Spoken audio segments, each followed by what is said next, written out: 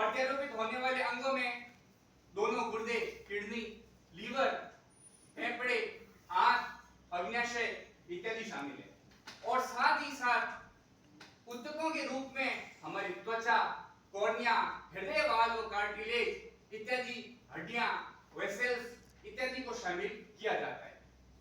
यदि हम पृष्ठभूमि की बात करें तो भारत में सन 1994 में transplantation of human organ and tissue THOA act पारित हुआ था। इसका मुख्य उद्देश्य मानव जीवन को बचाने वाले अंगों के सर्जिकल रिमूवल, ट्रांसप्लांटेशन और उनके रखरखाव के नियमों को सुनिश्चित करना था। साथ ही मानव अंगों की तस्करी को रोकना भी इसका मुख्य उद्देश्य था। श्रीमान जी, अब मैं आपके सामने मानव जीवन में अंगदान के महत्व को बताने वाले कुछ आंकड़ों को आपके सामने प्रस्तुत करके आपका ध्यान आकर्षित करना चाहूंगा।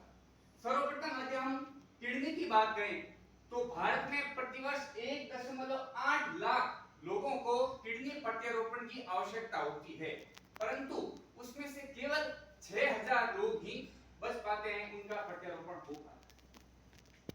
इसके साथ ही यदि हम लीवर की बात करें तो भारत में प्रतिवर्ष 2 लाख लोग लीवर कैंसर, लीवर फेलियर के कारण मृत्यु को प्राप्त हो जाते हैं, जो कि बहुत ही दुखद देने वाली बात है।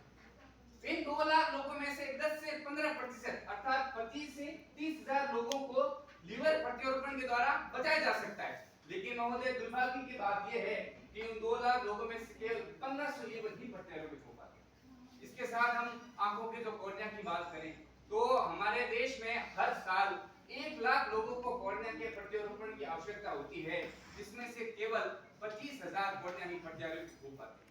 इसके साथ ही यदि हृदय की बात करें, बहुत ही दुखदायी और दुर्भाग्य वाली बात है ये कि प्रत्येक साल हमारे यहाँ पर 50,000 लोगों को हृदय के प्रत्यारोपण की आवश्यकता होती है और वो हृदय के हार्ट फेलियर, हृदय विकार के कारण उनकी मृत्यु हो जाती है, और जिसमें से केवल 10 से 15 लोगों को ही हृदय प्रत्यारोपित हो पाता है। ये बात मैं आपके सामने दोहराना चाहूंगा कि केवल 10 से 15 हृदय ही प्रत्यारोपित हो पाते हैं प्रत्येक साल। यदि हम इस सभी आंकड़ों से हम अंगदान महादान की भूमिका को, इसके महत्व को, इसकी आवश्यकता को हम भली भांति समझ सकते हैं। यदि हम इतिहास की बात करें तो भारत अनेक ऋषि मुनियों वाला देश है। भारत में महर्षि दधीचि जैसे ऋषि हुए हैं जिन्होंने एक कबूतर के प्राणों और असुरों से जनसामान्य की रक्षा के लिए अपना देह त्याग कर दिया था। धीरे धीरे भारत में अंगदान की प्रवृत्ति में गिरावट देखी गई। निश्चित तौर पर अंगदान करने से एक प्रेरणादायी शक्ति पैदा होती है जो अद्भुत होती है, और साथ ही जिनको हम अंगदान प्रदान कर रहे हैं उनको एक बहुत ही असीम प्रसन्नता प्राप्त होती है। इस प्रकार की उदारता एक महानता का द्योतक है जो अद्वितीय है, और साथ ही इससे केवल दूसरों को ही नहीं हमें भी प्रसन्नता प्राप्त होती है और दूसरों को नवजीवन की प्राप्ति होती है। महोदय जी, ऐसी कई जगह पर भ्रांतियां भी फैली हुई है कि अगर हम किसी अपने सगे संबंधी रिश्तेदार को अंगदान करते हैं तो अगले जन्म में वह बिना उस अंग के पैदा होगा। अगर ये सच है तो